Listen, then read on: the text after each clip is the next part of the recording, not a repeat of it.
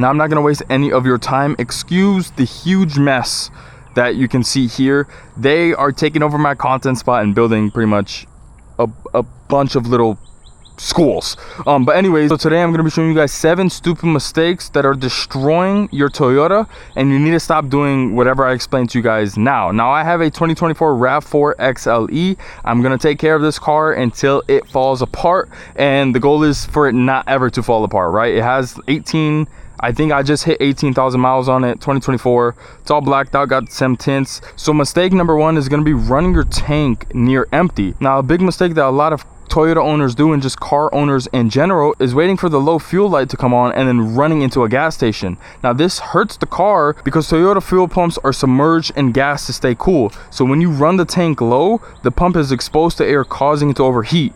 Additionally, as the car ages, sediment settles at the bottom of the tank, so running it empty forces the pump to suck up that sludge, which can clog your injectors. Now I personally like to fill up the car when I hit the 25% mark, so about a quarter empty. Now the second mistake that a lot of Toyota owners do, now it is kind of contrary to the Toyota brand name in general, but it's going to be short drives. Now a big mistake, especially me, because I do a lot of short drives on a daily basis, is like driving 2 miles to the store and back without letting the engine reach full temperature. Now that's kind of hard to do, especially when you work near your house. You kind of need to drive home 10 minutes and drive to work 10 minutes, and that kind of ruins the car over time. A lot of people don't know, but it's the silent killer of Toyota engines, especially older V6s. When the engine is cold, it pretty much just runs extra fuel, and that fuel can wash past the piston rings and dilute your oil. If you don't drive long enough for the engine to get hot and burn off that moisture and fuel, it turns your oil into a thick engine destroying jelly called sludge. Like I said, if you live near your job and you're constantly doing short drives, that is going to slowly wear and tear your Toyota.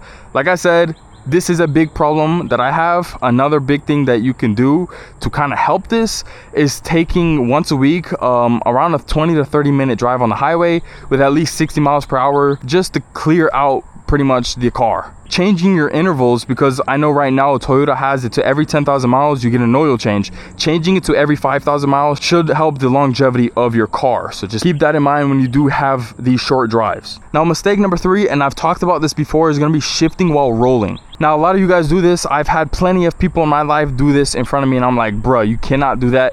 Is, for example, when you're reversing and then mid-reverse, and like you're doing, even if it's like 1 mile per hour, mid-reverse you turn it into drive and then you go. That pretty much forces the internal clutch packs to stop the weight of the vehicle. You're essentially using your expensive transmission as a brake pad, and then over time this leads to harsh shift or shudder many Toyota owners complain about. Mistake number 4 is going to be stretching oil intervals with cheap oil. Using the cheapest conventional oil or waiting 10,000 miles plus in between changes is a pretty big mistake. Modern Toyotas like the Camry or even this RAV4 right here use the OW20 synthetic oil because the internal passages are extremely narrow. If you use thick, low quality oil or leave it in for too long, those passages clog up. A $50 oil change prevents a $5,000 engine replacement. Mistake number 5 is going to be riding the brakes downhill. Now I've also talked about this in my past videos, but keeping your foot on the brake the entire way down a mountain or a long hill really does cause a lot of damage over time. Toyotas are just naturally heavy vehicles, so constant friction creates massive heat that the rotors cannot dissipate fast enough. This causes the metal to pretty much warp or develop high spots. If your steering wheel shakes when you brake at highway speeds, this is pretty much why. You can use the S mode or downshift to let the engine hold your speed instead. I don't have an S on this car, but I think Corollas do.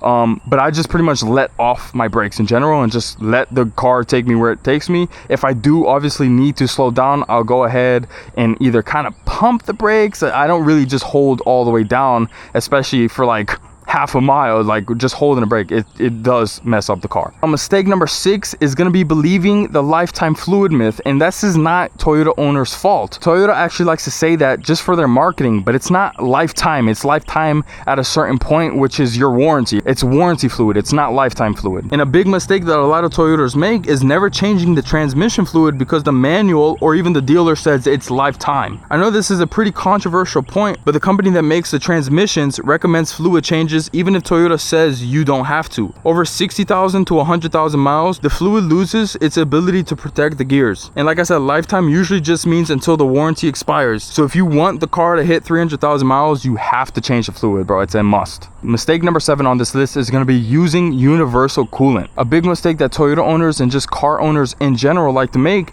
is topping off the radiator with whatever all vehicle green or orange coolant is on sale. You got to remember, Toyotas require super long life, typically pink coolant. Like all of them are gonna have pink coolant pretty much. Universal coolants use different chemicals that can react poorly with Toyota specific gasket materials and water pump seals. Using the wrong coolant is the #1 cause of premature water pump failures in Tacomas, Tundras, and Corollas. With that being said, those are the 7 biggest mistakes that Toyota owners make without even knowing that they're making them. If you guys have any questions whatsoever, go ahead and comment down below. If you have any opinions on what I say, we can go ahead and talk about it below. We shouldn't really have differing opinions because I kind of know what I'm talking about. But if you do have an opinion, I would love to hear it down below. And if you have any other mistakes that you see people doing on a daily basis, go ahead and comment down below and I might cover that in my next video. But yeah, like I said, with that being said, you guys have a good day.